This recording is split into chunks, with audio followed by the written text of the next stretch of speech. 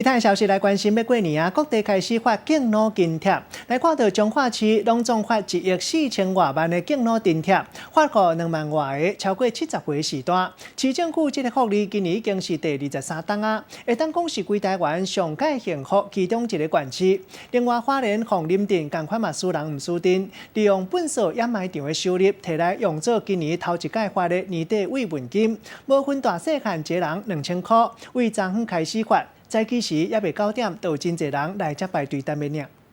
早起9点也未到，花莲凤林镇公所门口就已经排真侪人。原来大家等真久的好康，就是春节年终慰问金。花莲凤林镇开头日头一遍将本所掩埋场的收入存落来的钱归予镇民，而且无论男女老幼，只要是伫咧2019年6月30号进行设籍伫咧凤林，每一个人拢会当发2000块。有，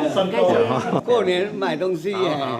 春节用的，春节用嘛哈，一个人呢是2000块，啊，你家的户籍有多少个人，我们就给多少这样。过年会当加菜，镇民每一个人会当领2000块，镇公所总共发出2150多万，领到慰问金的民众，拢等袂赴要来算红包内底的钱，啊，同款互人心善的，嘛来做财神爷，阁有彰化市公所。这个数钞数到手抽筋，钱不是我的。替人算钱算到手酸，这是彰化市每一年伫咧春节进前，市公所拢会来发6000块的敬老礼金，互设籍伫咧彰化市70岁以上的老大人。今年发出1亿4千多万，算的这已经是第23年啊，已经发超过22亿。就算来发这津贴，对市公所的财政是袂少的压力，但公所强调会尽力来减少开销，增加收入，就是要互老大人会当欢喜领红包，过一个好年。记者综合报道。